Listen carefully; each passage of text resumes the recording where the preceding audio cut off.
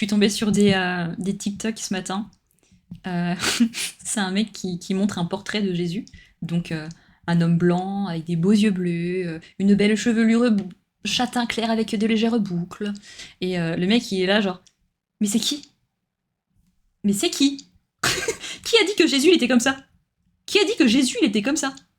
Ça m'a fait rire. Parce que c'est réel. Pourquoi Jésus, ce serait un babtou? Surtout quand tu regardes son histoire, l'histoire dans la Bible et tout, d'où il vient, le chemin qu'il parcourt, les pays dans lesquels il est, etc.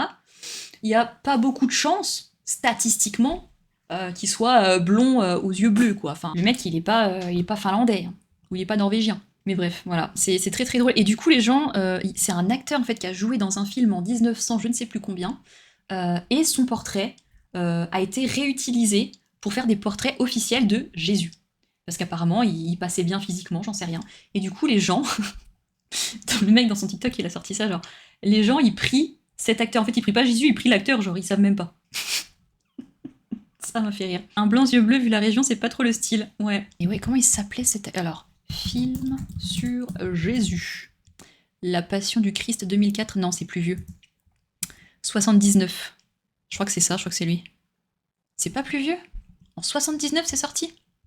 Genre vraiment, il y a un film, genre The Film sur Jésus qui est sorti il y a longtemps. Et du coup, c'est cet acteur-là, son portrait, son visage a été utilisé depuis pour représenter Jésus, quoi. C'est ouf. Pareil, dans les commentaires, les gens disaient des choses très pertinentes. Michel-Ange, qui représente Jésus, ou... Enfin, dans ses peintures, dans ses sculptures, qu'est-ce qu'il en sait que Jésus ou que Dieu était comme ça? Tu vois, le physique. On pense, c'est ça l'hypothèse, qu'il a représenté les gens qu'il aime, quoi. Il a fait le lien. Michel-Ange avait un crush, et du coup, il a fait une statue de son crush en mode c'est Dieu, ou tu vois, parce que c'est ce que lui aimait. Jésus, il était noir, en fait. Et on sait pas, hein, on se les représente comme on aimerait qu'il soit. Pareil, genre Dieu. Pourquoi un vieux monsieur? Parce que la sagesse, on sait pas. D'un point de vue plus pragmatique, et je sais que là, ça va pas plaire à tout le monde, et je vais peut-être me faire insulter, oulala. Ah bah, le patriarcat, oui. Je vais me faire insulter.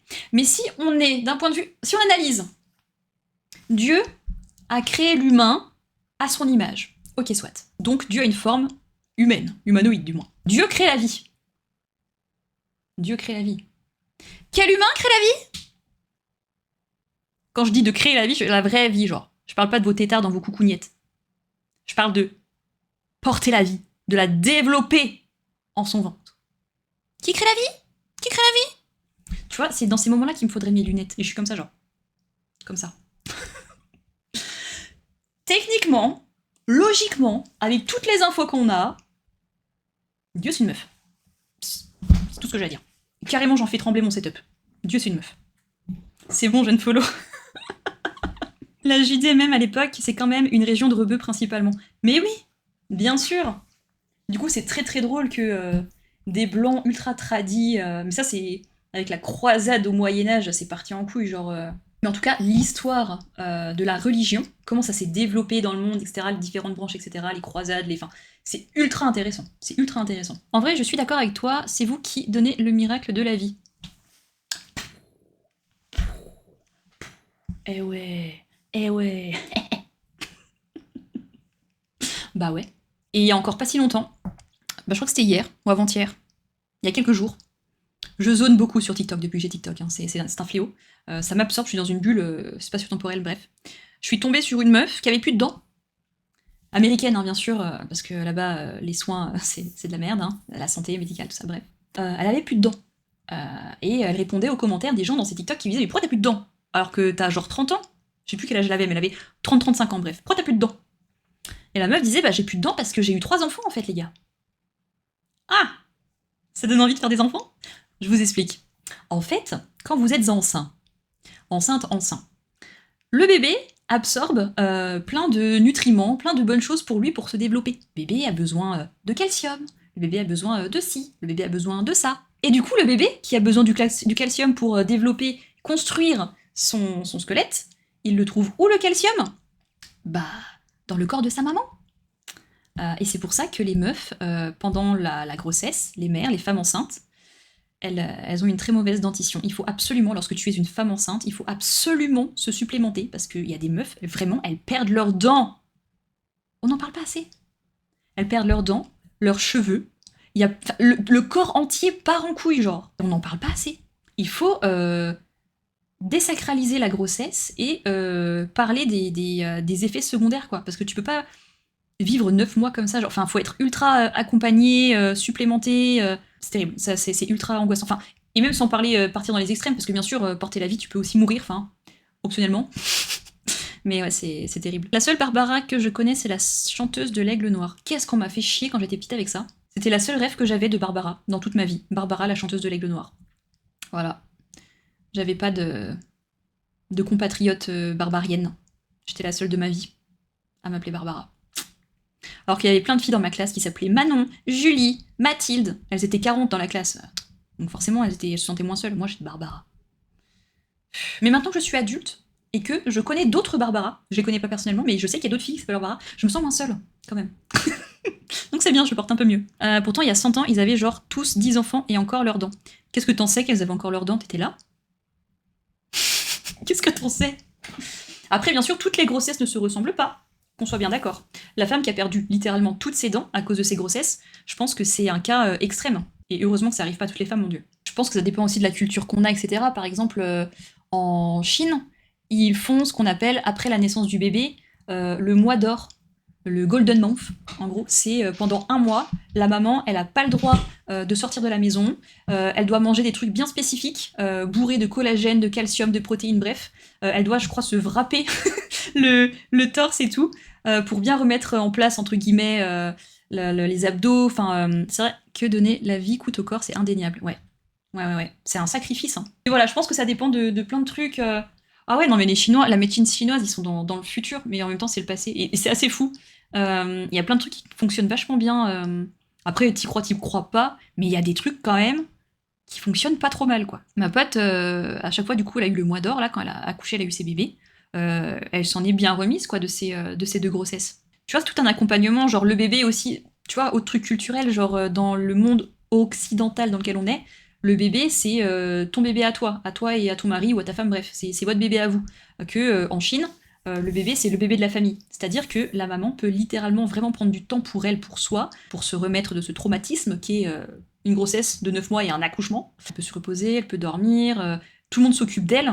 La grand-mère lui fait à manger, enfin, elle mange bien, elle a des massages, des bains, des boissons spéciales. Vraiment, elle est coucounée, elle est choyée, quoi. Donc elle s'en remet mieux que, par exemple, une femme, je sais pas, dans un autre pays, en France, où peut-être que t'es seule, ça se trouve même carrément le daron il est parti chercher le lait, donc tu te retrouves mère célibataire, tu viens d'accoucher, t'as la chatte qui est déchirée jusqu'à l'anus, t'as des points de suture, t'as mal quand tu pisses, quand tu chies, c'est la merde, le bébé il chiale tout le temps, t'es fatigué, t'as pas fermé l'œil depuis je sais pas combien de jours, enfin, bien sûr que oui, ce sont pas les mêmes conditions pour s'en remettre. Le corps prend un coup, et je pense que ouais, il faut être accompagné selon la culture, etc. L'approche qu'on a, ça joue énormément sur le pendant la grossesse et l'après. C'est agréable pour récupérer. Bah tu m'étonnes.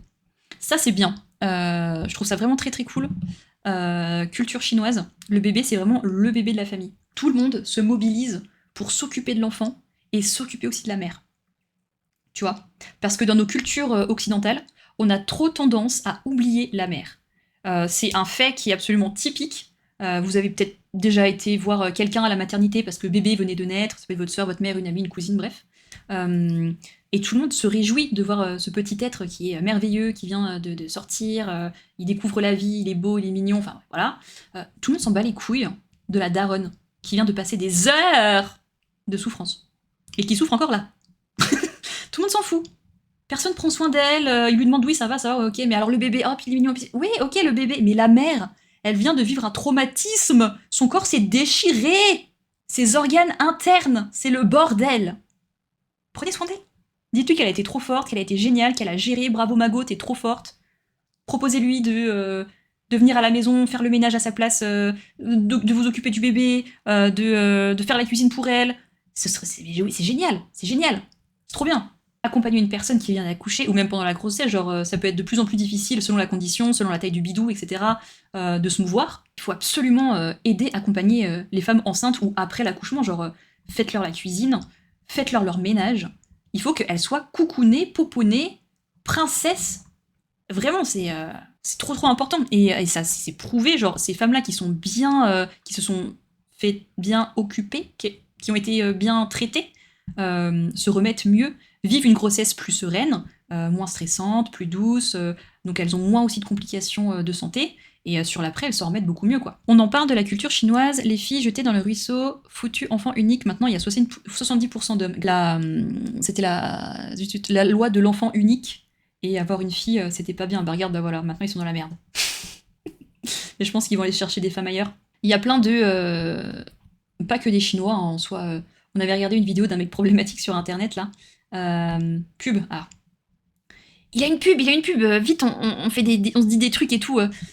Non, j'ai pas d'inspi. Désolé. Mais bref, je disais donc, tant pis pour lui, il a une pub, c'est pas grave, il avait qu'à lâcher un sub, lâcher un prime. Je disais que y a des hommes d'autres pays qui ont plus ou moins les moyens, même pas forcément les moyens, mais qui vont dans des pays pauvres, entre guillemets, ou en voie de développement, pour justement pécho de la meuf, quoi. Donc, je suppose que certains hommes chinois, comme il n'y a pas beaucoup de femmes... balance, tu peux, il entend pas. Je sub jamais le premier soir. Mais ouais, il y a plein d'hommes qui vont dans des pays type Thaïlande, Laos, etc. pour se trouver une femme, quoi. Donc je suppose que certains Chinois ont recours aussi à cette technique pour se trouver une femme. C'est bien ça, il est sérieux. Ouais, ouais. C'est un bon gars, c'est un bon gars.